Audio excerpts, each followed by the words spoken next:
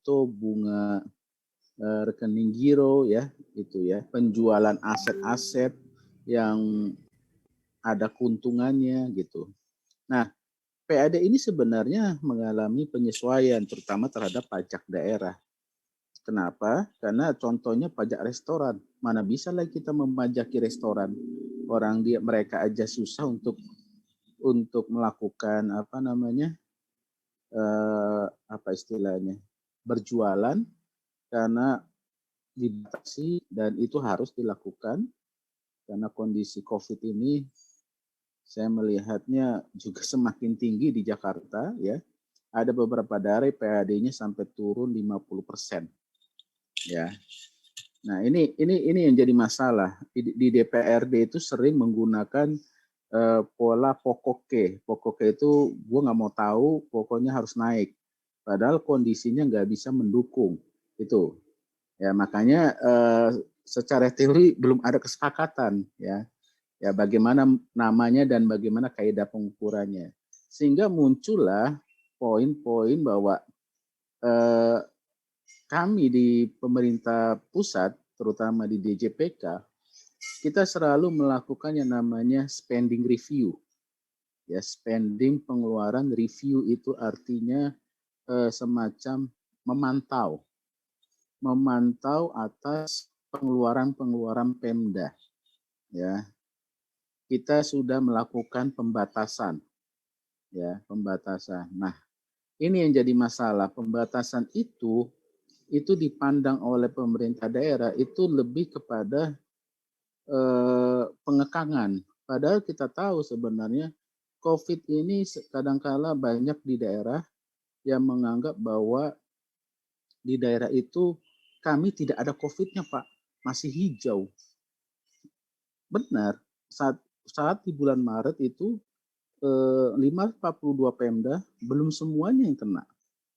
Tapi setelah 11 bulan ini, kita hitung sekarang ini sampai dengan Januari udah 11 bulan, itu ternyata itu hampir seluruhnya, bahkan Papua sendiri yang mengklaim bahwa mereka hijau, itu sekarang udah kena. Dan bahkan meningkat. Nah, ini yang harus dipikirkan oleh daerah sebenarnya. Tapi kadang-kadang di APBD itu nggak mau tahu. Pokoknya saya naikin incremental budget sekian persen tanpa melihat situasi yang mendukung. Jelas-jelas APBN resesi kita kan, defisit gitu loh. Nah, ini yang jadi masalah, ya kan? Sehingga kami melakukan pendekatan-pendekatan untuk mendapatkan gambaran di dalam mengambil kebijakan. Namun demikian banyak saja kendala-kendalanya. Ya, kendalanya apa? Secara politik mereka bermain, gitu ya, melaporlah kepada presiden, apalah. Tapi kita tetap, Bu Menteri Keuangan kita tetap kuat, ya, mengatakan bahwa uang yang kita pakai untuk vaksin, uang yang kita pakai untuk menurunkan kasus COVID itu adalah dari pinjaman. Jadi kita harus pandai-pandai menggunakan uang itu, gitu loh. Sekarang banyak anggota DPR mah yang masih sering keluar negeri, keluar kota. Akhirnya apa? Ya, kita nggak pengen hal itu terjadi. Ternyata yang sudah saya dapatkan informasi, udah ada 25 orang anggota DPR meninggal gara-gara COVID. Itu nggak informasi hoax. Artinya itu udah fakta. Udah banyak sekali anggota DPR yang bandel, yang keluar negeri, meninggal karena COVID. Karena menganggap bahwa COVID itu bohongan, COVID itu nggak benar. Tapi saya jujur kalau melihat saat ini saya ngalami, itu sangat berat, sangat berat. Kalau kita nggak kuat, kita nggak siap terima itu virus itu, saya nggak tahu lagi ya. Karena apa? Saya sebenarnya udah antara hidup dan mati pada saat itu. Ya, benar, itu jangan diabaikan lah. Nah, inilah yang DPR dan bahkan DPRD banyak yang bandel, masih tetap ke Jakarta, akhirnya kena COVID dan meninggal. Itu udah banyak. ya. Bahkan Kementerian Hukum dan HAM itu ada satu direktur yang sering saya Zoom sama dia, namanya Pak Bunyamin. Baru kemarin saya dapat kabar dia udah meninggal gara-gara COVID. Gitu. Itu bukan dia yang bandel, karena dia mimpin rapat. Gitu. Nah ini yang kendala, apalagi sekarang di JPK ya kan. Nah kembali ke topik tadi, sehingga kami melakukan penyesuaian, ya kan, karena batasan analisis laporan keuangan tadi, karena kita punya laporan tuh 7, ya. Kalau di swasta hanya 4. Apa saja? Neraca, laporan rugi laba, laporan perubahan arus kas, dan laporan perubahan modal. Hanya 4. Sedangkan kita di pemerintahan pusat dan daerah ada 7. Laporan operasional, laporan realisasi anggaran, laporan perubahan ekuitas, laporan perubahan saldo anggaran lebih, neraca, rugi laba, arus kas. Nah, 7 ini saling terkait. Nah, ini yang belum kita dapatkan, bagaimana sih cara menganalisis 7 itu. Sehingga perlu penyesuaian. Nah, ini pengguna laporan keuangan kita skip aja ya. Ini kan banyak ya, bahkan masyarakat juga harus tahu itu. Ya, seperti sekarang ini. Kalau kalian bedah APBD-nya DKI, ya, kemarin katanya DKI sudah nyerah untuk ngadepin COVID. Tapi anggarannya untuk menghadapi COVID di APBD tahu berapa kalian? 10 triliun. Pertanyaannya kemana tuh uang? Gitu loh. Kok dia menyerahkan ke pusat? Ini gubernur yang tolol dan setolol-tololnya ini gubernur. Gitu ya. Jadi ini saya sampaikan, kenapa? Karena APBD yang terbesar di Indonesia sekarang ada di DKI. Gitu loh. Ya. Pemasukannya juga besar. Tapi dengan lantangnya dia menyerah untuk menghadapi COVID. Itu bodohnya setengah mampus. Oke.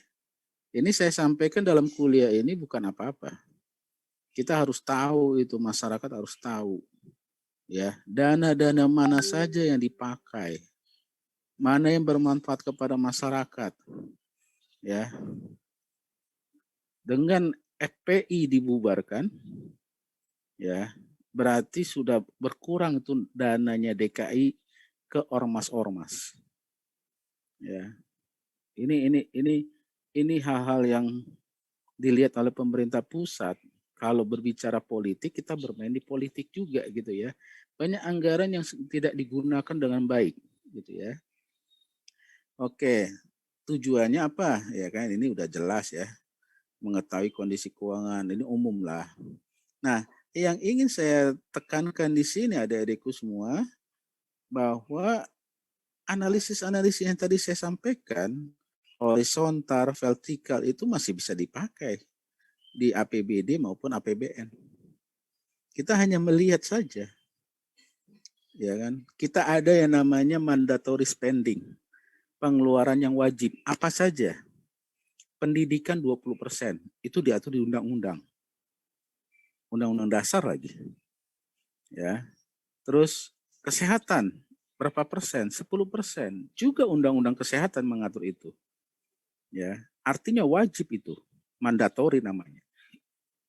Dimandatkan. Yang ketiga, Pak, infrastruktur 25%. Ya, 25%. Dan ini sangat penting 25% ini. Karena apa? Karena banyak daerah yang selalu mementingkan perutnya saja. Apa perutnya? Gaji digedein, perjalanan dinas dibesarin, honor-honor digedein, tapi ke masyarakat nggak ada. Gitu loh. Ini yang bahayanya di dunia APBD sekarang ini. Ya.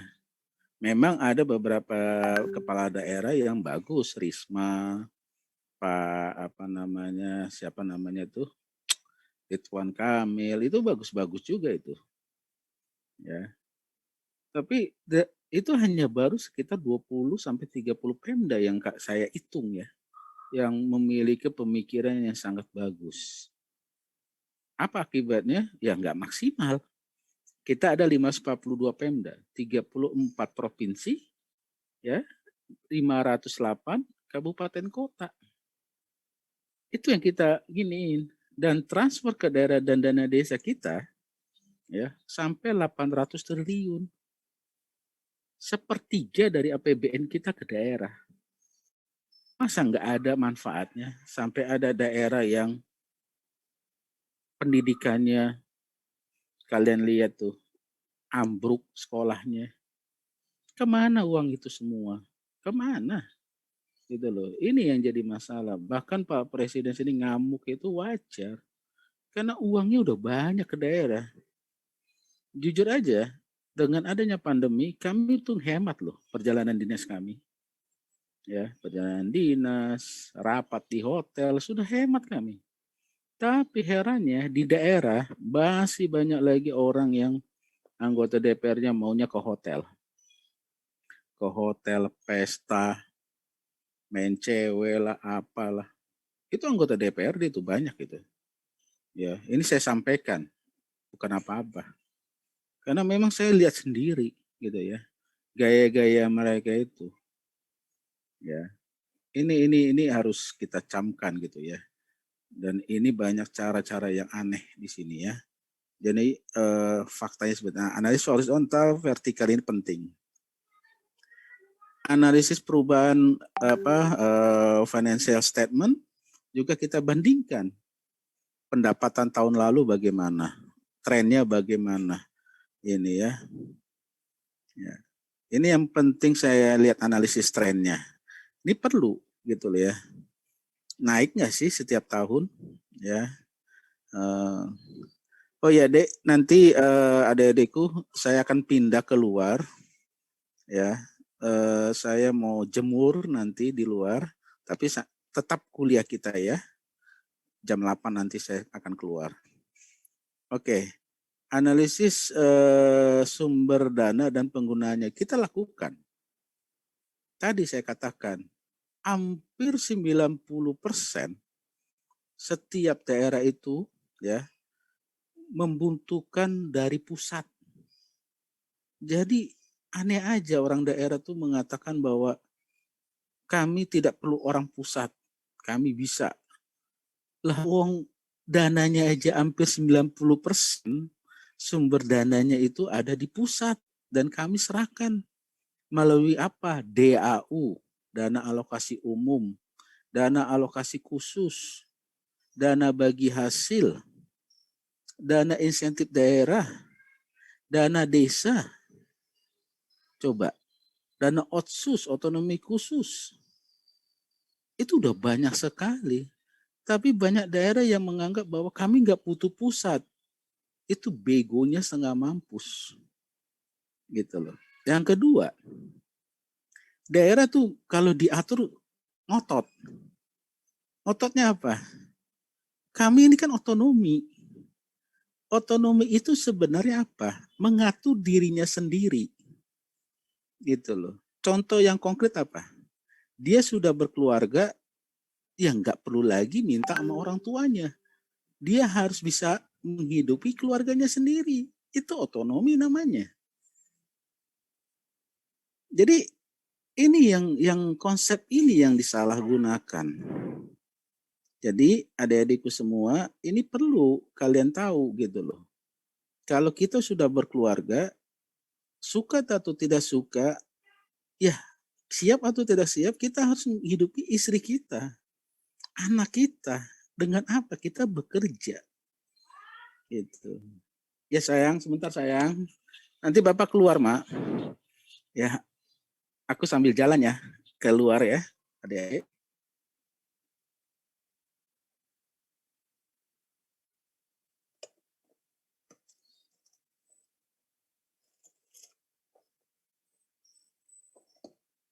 Saya pakai masker dulu ya, sebentar.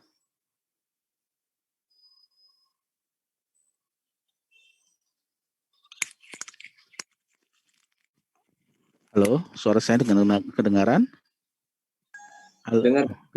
dengar ya? Oke. Mohon maaf ya, saya harus keluar sebentar.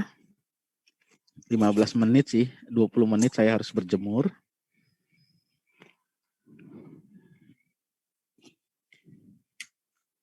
Di mana, Mak? Iya, iya.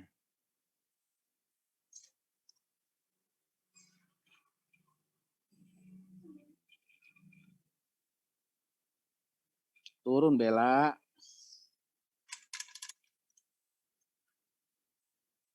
Ini anjing saya juga udah lama nggak main, jadi manja bener.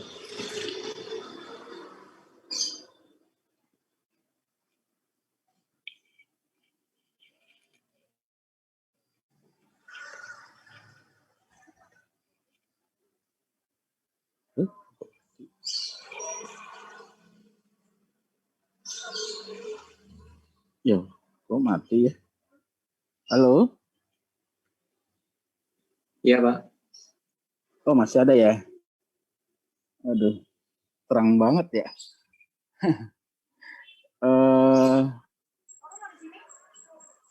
Situ aja, Mak. Terlalu terang ini, Mak. Aku nggak kelihatan.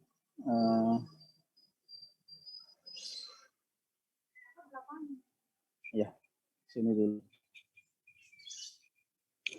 Halo anakku, udah bangun ya? Iya sayang. Udah, coklatnya ada nanti ya. Ayo berjemur dulu sayang, ayo berjemur. Udah banyak jemurnya.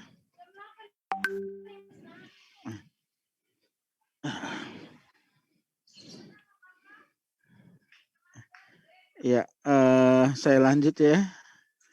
Ini saya harus melakukan apa namanya? Penjemur dulu. Ya 15 menit. Saya ngebelakanginnya dulu. Oke, terkait masalah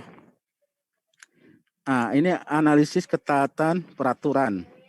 Itu tadi yang saya katakan, yang dilihat adalah mandatory spending. Ya. Lalu analisis ketaatan, analisis rasio juga dilakukan, hanya membandingkan beberapa komponen di neraca. Ya, dilihat naikkah asetnya. Karena ada daerah yang belanja modalnya meningkat tapi asetnya tidak meningkat. Ini bahaya ini. Berarti ada pembelian belanja modal yang tidak dicatat. Yang artinya dia dipakai oleh pihak-pihak yang tidak bertanggung jawab. Ini yang penting. Analisis ini penting. Karena ingin mengetahui kenaikan daripada nilai aset itu sendiri. Sana. Kamu ke sana. Sorry ya, anjing saya ini ngikutin terus. Ayo, sana, Bella. Nah, udah, sana. Iya, anak, panggil nak anjingmu. Bella turun. Duduk. Sorry ya. Ya mungkin karena udah lama nggak keluar saya. Anjing saya pun kangen sama saya. Oke. Aduh, sampai mana tadi ya? Sorry ya. Ini kondisi yang di luar karena mataharinya bagus jam 8. Oke. Analisis rasio yang dilakukan masih lemah. Betul sekali ya. Karena kita belum seragam. Ya. Nah, di sini banyak kendalanya apa? Banyak orang Pemda itu yang kemampuannya kurang. Sehingga apa? Sehingga lulusan STAN kenapa dilarikan ke Pemda untuk memperkuat sumber daya manusianya. Karena dengan sumber daya manusianya diperkuat akan memberikan gambaran yang bagus kepada Pemda agar lebih baik di dalam pengelolaannya. Ya, makanya kalian akan dipindahkan ke Pemda itu itu adalah visi misinya Bu Menteri Keuangan. Karena Bu Menteri Keuangan sendiri melihat, apalagi di Papua, di dalam membuat laporan keuangan saja sangat sulit mereka. Ya, sampai sekarang. Ya. Lalu ada analisis atas data pada laporan realisasi anggaran. Ya. Ini ada variasinya, variansnya atau selisihnya. Ini perlu saya sampaikan karena memang kondisinya ada naik turun ya dalam hal anggaran ini. Ya, yang terpenting lagi yang ada adalah rasio kemandirian. Ya, rasio ini membandingkan di daerah itu sudah cukup belum lepas dari pusat. Ya, kalau kita bandingkan baru 30 Pemda yang memiliki kemampuan untuk dapat menutup atau untuk dapat memberikan kemampuannya bisa meningkatkan PAD yang cukup besar. DKI sampai sekarang ini masih membutuhkan dana bagi hasil. Ya, dana bagi hasil. Nah, kemungkinan nanti di tahun-tahun berikutnya kita akan tidak lagi membagikan dana bagi hasil, terutama dari pajak. Karena apa? Kita akan nyerahkan kepada daerah kewenangannya. Oke, ini rasio kemandirian. Ya, ada instruktif, konsultatif, partisipatif dan delegatif. Ya. Ini ada keterangannya apa ya. Lalu ada lagi rasio namanya ketergantungan. Ya, ketergantungan apa? Tergantungan kepada pusat melalui transfer ke daerah dan dana desa. Ya. Nah, di sini ada rumusnya. Ya, ada yang tidak efektif, efektif berimbang dan efektif. Jadi ada kategorinya. Yang ini ya, adik-adik. Ini. Ya, ini. Lalu ada lagi namanya rasio efektivitas. Ya. Ini ada rumusnya. Ini ada rumusnya. Ini ada apa namanya? Kriterianya. Ya, ini rasio efisiensi. Nah, di sini ada kategorinya untuk menilainya. Ya. Yang ini berikutnya adalah rasio ekonomis. Ya, ada target anggarannya, ada anggaran dananya.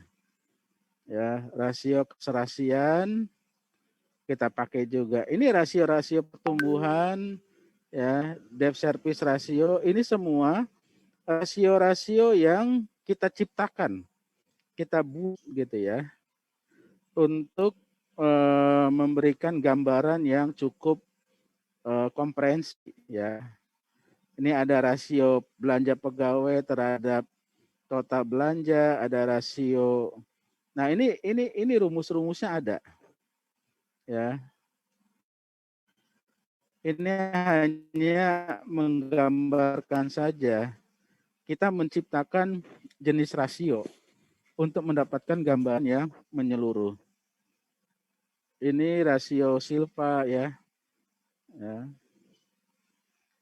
Nah, inilah yang apa namanya yang perlu saya sampaikan adik-adik, ini referensinya aja. Ini kenapa? Karena ini penting saya sampaikan karena ini masih bersifat analisa laporan keuangan untuk Pemda yang kondisinya sekarang sudah membaik ya. Bahkan laporan keuangan Pemda sekarang sudah meningkat, yang tadinya disclaimer-nya banyak, auditnya sekarang WTP-nya udah meningkat, WDP-nya meningkat, wajar dengan pengecualiannya juga meningkat. Ya. Disclaimer-nya menurun. Ya, artinya dengan pola kita memberikan pelatihan dengan memberikan bimbingan kepada daerah, terutama saya sebagai dosen juga mengajar di daerah-daerah, dengan tujuan adalah meningkatkan kemampuan Pemda di dalam mengelola APBD-nya. Itu yang kita lakukan, ya, karena berapapun uang yang kita kasih ke daerah, kalau penggunaannya tidak dimengerti, kalau pengelolaan tidak dimengerti, akan semakin buruk, ya, akan semakin buruk bagi Pemda. Pertanyaan berikutnya adalah, Pak, di dalam analisa laporan keuangan ini, ada nggak seperti yang kayak di swasta, rata-rata industri? Karena kita belum punya standar yang bagus, maka ya tidak bisa dilakukan rata-rata industri Pemda gitu loh. Susah kita membuat standarnya. Ya, karena apa? Masing-masing Pemda itu masih banyak ya yang belum standar. Standarnya apa? Standar perkiraannya belum standar. Namanya BAS, Bagan Akun Standar. Belum ada sampai saat ini. Nah, itu yang sedang kita susun melalui rancangan peraturan pemerintah. Itu yang pertama. Yang kedua, kita sudah ngeluarin peraturan tentang standar harga satuan regional, terutama perjalanan dinas. Karena banyak sekali perjalanan dinas di daerah yang tidak standar. Apa saja yang enggak standar? Ya, uang harian. Bayangin dari Papua ke Jakarta, uang hariannya bisa 5 juta sehari. Kan kacau itu. Ya, pantesan orang Papua tuh suka belanja di Jakarta. Karena uang hariannya besar sekali. 5 juta sehari. Kalau dia 5 hari udah 25 juta dia dapat duitnya. Itu yang kita standarkan ya adik-adik. Dan itu senatornya.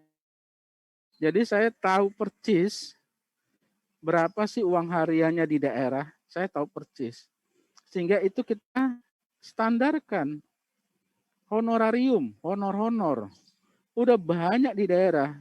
Ada yang 1 bulan sampai 25 juta per orang. Kacau dunia ini kalau udah kayak gitu. Ya, jadi kami sedang membuat RPP BAS, Bagan Akun Standar, dan kami sedang menyusun RPP tentang tunjangan kinerja daerah. Kita bikin standarnya. Ya. Tunjangan kinerja daerah saat ini berbagai macam. Ya. Gede-gede semua. Ya. Tapi kualitas untuk mendapatkan penghasilan sangat rendah. Jadi itu gambarannya, Dek, adik-adikku semua yang bisa saya sampaikan. Ya, kita juga di pemerintah pusat berusaha untuk memberikan yang terbaik kepada Pemda. Dalam hal ini memberikan informasi yang sangat masuk akal. Ya, biar Pemdanya juga berpikir, ya, jangan terlalu banyak memberikan honor, ya, perjadin. Jadi masyarakat tuh nggak ada manfaatnya. Ini yang salah di dunia ini, ya, yang perlu diperhatikan. Demikian adik-adikku semua yang perlu saya uraikan, karena analisa laporan keuangan Pemda ini mungkin menjadi hal yang baru bagi kalian, ya. Karena apa? Karena ini sangat penting, ya, sangat penting untuk kita ambil kebijakan. Kita ambil kebijakan. Jangan nak, Bang, jangan diganggu. Ya, jangan diganggu. Nanti mengamuk dia, ya. Iya sayang, iya. Ya sorry ya. Anak saya main sama kucing. Dimain-mainin, marah kucingnya. datang anjing saya, jadi anjing saya sangat marah juga gitu loh. Jadi ya saya jaga anak saya juga, jangan sampai dia bermain dengan binatang ya. Udah nak, udah mandi dulu sayang. Lagi mau jemur ya? Jemur sini sama papa. Udah, bapak udah sebentar lagi selesai. Sebentar ya nak. Ya, itulah adik-adikku ya. Mohon maaf, saya sambil berjemur ya. Saya nggak tahu nih berapa menit saya harus berjemur ya. Oke, ada pertanyaan kah adik-adikku semua? Silakan, aku kasih waktu sekitar 15 menit ya. Adik-adik bisa nyampaikan pertanyaan kepada saya agar saya dapat feedback mulai dari masalah perkuliahan kita dan topik kita hari ini. Silakan. Halo adik-adikku. Iya, Pak. Ya, gimana? Ada ketua kelas? Ada informasi kah? Saya belum, Pak. Mungkin teman-teman belum, Pak. Oke, silakan. Ada yang ingin menyampaikan? Saya masuk lagi ke ruangan ya, ke rumah saya. Sudah ya, Mak? Ada. Iya, saya sudah selesai untuk berjemur 15 menit pas, karena nggak boleh lewat atau lebih. Sambil menunggu pertanyaan dari kalian, saya screenshot dulu ya adik-adikku.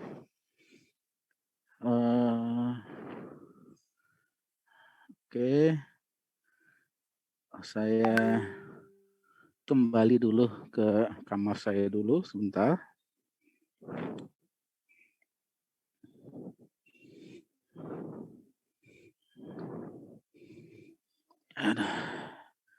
Saya harus berjemur adik-adikku semua. Mohon maaf kalau berjemur harus pakai masker karena takut menularkan. Oke, udah berkeringat saya. Oke. Ada pertanyaan ayo adik-adikku? Kalaupun nggak ada nggak usah dipaksain. Saya siap menerima pertanyaan melalui WA group, nggak apa-apa. Nanti saya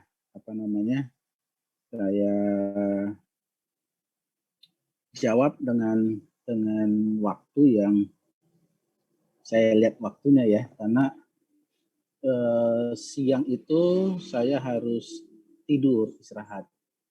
Jadi saya berterima kasih hari ini bisa kuliah ya, bisa memberikan materi ya,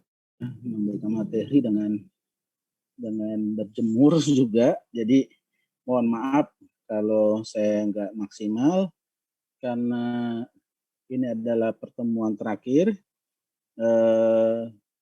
Saya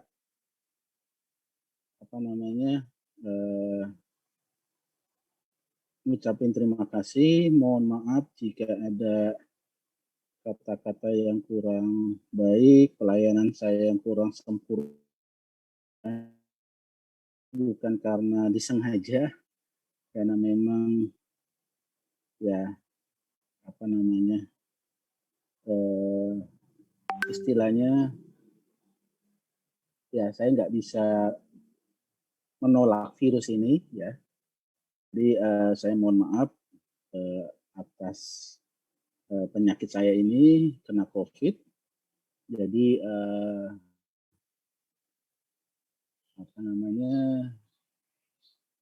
dalam hal perkuliahan saya juga mohon maaf, banyak tugas, banyak kuis, tapi itu adalah untuk kita bersama untuk mendapatkan nilai yang presisi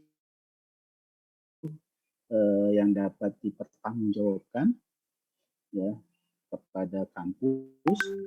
Dan akhir kata saya ucapkan terima kasih selama kita mulai perkuliahan ya, perkuliahan yang perkuliahan yang sangat bagus dan lancar ya, melalui WA Group, Classroom sudah saya lakukan ya. Demikian adik-adikku, sampai ketemu, mungkin nggak ketemu dalam artian kuliah, artinya ya saya mengharapkan mata kuliah ini kalian lulus semua dengan nilai yang baik ya. Saya tetap akan berusaha untuk memberikan nilai yang baik kepada kalian ya. Kalian harus belajar yang baik juga, dan saya mohon minta saya mau screenshot dulu foto kalian, tolong dibukakan wajah kalian. Mohon maaf ya, saya bukan apa-apa, saya berusaha untuk saya ingin tahu aja ya, nggak apa-apa kan, ini terakhir ya. Jujur saya ingin sekali sih ketemu langsung, tapi ya karena situasi. Oke, saya screenshot dulu ya adik-adikku ya. Terima kasih ya semua, sampai ketemu. Dan yang masih KTTA dengan saya sudah sampai proposal, sudah 10 orang sudah proposal selesai ya, tinggal dilanjutkan aja nanti di penulisan selanjutnya. Oke, saya sudah screenshot semua. Terima kasih adik-adikku. Mohon maaf aku nggak bisa maksimal ya, dan kita ketemu lagi di lain kesempatan. Kalau bisa ketemu saya di kantor ya, menjadi staf saya atau menjadi anak buah saya, silahkan, saya siap ya, karena ada 2 mahasiswa saya jadi staf saya. Oke, terima kasih Ketua Kelas atas bantuannya, atas kerjasama yang baik ya. Saya mohon izin karena ini pertemuan terakhir. Sekali lagi saya mohon maaf. Terima kasih ya adik-adikku. Oke, bye-bye. Salam sehat. Terima kasih Pak. Oke, semangat ya dek, adik-adik semua. Ya, berkat doa kalian aku udah semangat. Ya. Iya, pasti dek, pasti harus semangat, nggak boleh tidak, karena lawan COVID ini harus kita bisa. Ya, harus kita bisa. Ya, kalian harus jaga kesehatan ya semua ya. Ya, oke. Terima kasih. Selamat pagi ya. Saya N ya.